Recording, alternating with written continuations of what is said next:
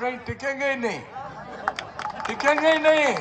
मैं तो कहना नहीं चाहता, मैं तो आर का हेडमास्टर हूँ और ये मेरे को कहता है कि इस बार प्रिंसिपल बना देंगे, लेकिन इनको ये पता नहीं है कि मैं जमानत जब्त कराने का भी हेडमास्टर हूँ।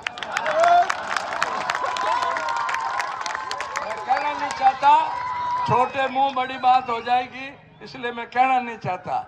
लेकिन आपने इस पाली शहर को, इस पाली विधानसभा क्षेत्र को 25 साल में पीने का पानी नहीं पिला सके। रेल से पानी आता है, दुनिया में कोई ऐसी जगह नहीं है जहाँ रेल से पीने का पानी आए। नवरात्रि करते हैं अपन, पूनम का उपवास करते हैं, 11 का उपवास करते हैं, अगले दिन 12 को सुबह खाना खाते हैं। लेकिन खाने के बिना आप रह सकते हो, पानी पीने के पानी के बिना 1 घंटा पानी नहीं मिले आदमी छटपटा जाता है, कुमड़ा जाता है। अरे मैंने पानी भाव मारा नहीं चाहिए, अरे मैंने पानी भाव मारा नहीं चाहिए। और इन्होंने पीने के पानी की व्यवस्था नहीं करी। 2-2 हजार 2200 रुपए में टैंकर लाना पड़ता था। उन गरीबों की क्या हालत हुई होगी जिनको 1000 2-2 हजार 2200 रुपए में टैंकर लाना पड़ा। वो कारण है आज आप जहाँ भी जा रहे हैं लोग कहेंगे माला बोलो छोड़ यार, तुम्हारे घर छोड़, बाप जी तू घर जा, हम बहुत हो गया।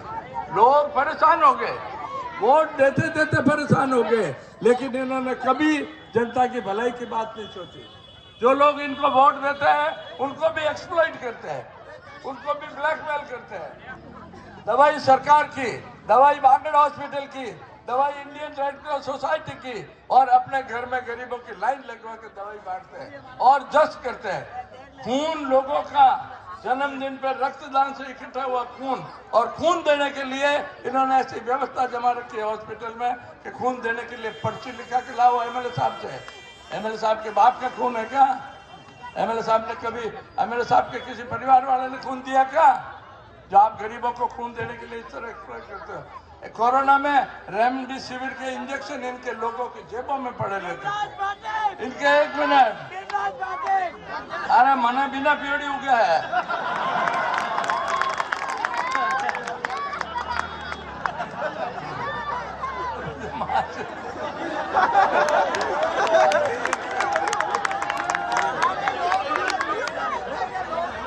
तो इसलिए एक बार हेलो इस्माइल, इस्माइल हेलो, नहीं कोई नहीं, सब तरह के खिलाड़ी चीज है। अरे हेलो, फिल्म में देवानंद भी चीज है, महमूद भी चीज है, दोनों लोगों तो ये तो प्रजातंत्र है, सब तरह के लोग चाहिए। इसका भी 1 वोट है, मेरा भी 1 वोट है, क्या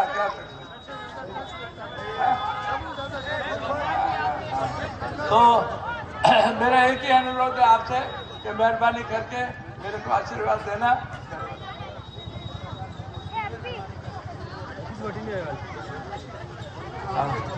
हाँ, सूर्य कॉलोनी में भाई कह रहा है सूर्य कॉलोनी में पट्टे नहीं मिले हैं, तो आप 25 को वोट देना। 3 तारीख को रिजल्ट आएगा, 4-5 दिन के बाद में सरकार बनेगी। मुझे तो पक्का विश्वास है कांग्रेस की सरकार बनेगी, अशोक गहलोत की सरकार बनेगी। लेकिन जनता जनार्दन है और ईश्वर को पता नहीं क्या मंजूर है। कुछ भी फैसला हो जाए, कुछ भी बात हो जाए, कोई तो भी रामायण हो जाए, भीमराज भाटी की जवाबदारी है चोरी कॉलोनी के पट्टे दिलाने।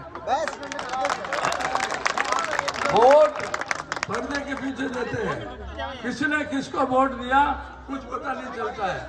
इसलिए मेरे पास कोई भेदभाव नहीं है, किसी तरह के कोई आदमी का कोई भेदभाव नहीं है। कुछ नहीं। हाँ, इसलिए आप मेरे को मेहरबानी करके आशीर्वाद दोगे।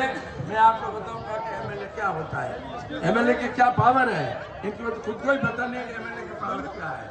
मैं आपको आपका उपकार जो मेरे ऊपर कर्जा है, उस कर्जे को उतारने के लिए मैं वो सब काम करूंगा जो मेरी सामर्थ्य से भी बाहर है, मेरी कैपेसिटी से भी बाहर है, वो सब काम मैं करूंगा।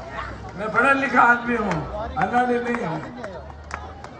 हिंदुस्तान की सबसे बड़ी engineering college Birla institute of technology and science से मैं मैकेनिकल इंजीनियर हूँ।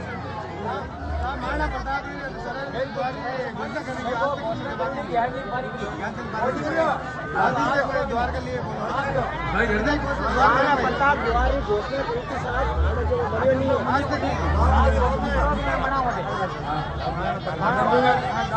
बड़ा दूर इसमें क्या है, मैं जब एमएलए था तो 5 लाख रुपए साल के मिलते थे, अभी 5 करोड़ रुपए एक साल के मिलते हैं।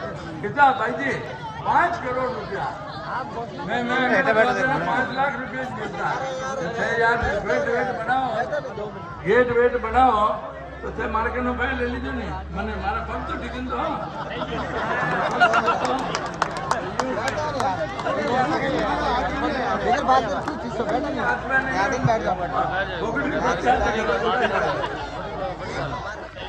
इसलिए हमारी जवाबदारी है, चिंता मत करो। महाराणा प्रताप तो राजस्थान के वो सूरवीर थे जिनका कोई मुकाबला ही नहीं। इसलिए मेरा ऐसा ही अनुरोध है। एक और बात कहना चाहता हूँ, आखिरी बात कहना चाहता हूँ। मेरे पिताजी कांग्रेसी थे, सफेद टोपी लगाते थे। उनकी सफेद टोपी की इज्जत रखने के लिए मैं भैरव सिंह जी के साथ नहीं गया। मैंने पैसे नहीं लिए, बंगला नहीं लिया, कार नहीं ली, कुछ नहीं लिया, मंत्री नहीं बना। मेरी रगों में कांग्रेस का खून है, मैं कांग्रेस के परिवार में जन्मा हूँ। लेकिन मेरी माताएं बहनें और मेरे साथियों, मेरे नौजवान साथियों, फांसी लगने वाले की भी अंतिम इच्छा पूरी की जाती है। उसको आदेश दिया जाता है कि जज साहब को बोल तेरी अंतिम इच्छा क्या है। मेरी अंतिम इच्छा मेरे दोस्तों ये है, मेरी अंतिम इच्छा मेरे दोस्तों ये है, सुन लेना, नोट कर लेना कि मैं आपकी सेवा तो करूं, आपकी सेवा दिल खोल के करूं, दाब के करूं, लेकिन जिस दिन मेरे को ईश्वर के घर जाना पड़े, जिस दिन मैं भगवान का प्यारा हूं, उस दिन मेरी छाती पे तिरंगा रहे। ये मेरी अंतिम इच्छा। मेरा जीवन जब भी सफल समझूंगा मैं, जब मैं ईश्वर के पास जाऊं तो मेरे सीने पे कांग्रेस का तिरंगा हो। यही मेरा आपसे। आप सबको देरी तक इंतजार कराया, इसके लिए मैं आप सबसे एक बार और क्षमा चाहता हूं। धन्यवाद। भीमराज भाटी।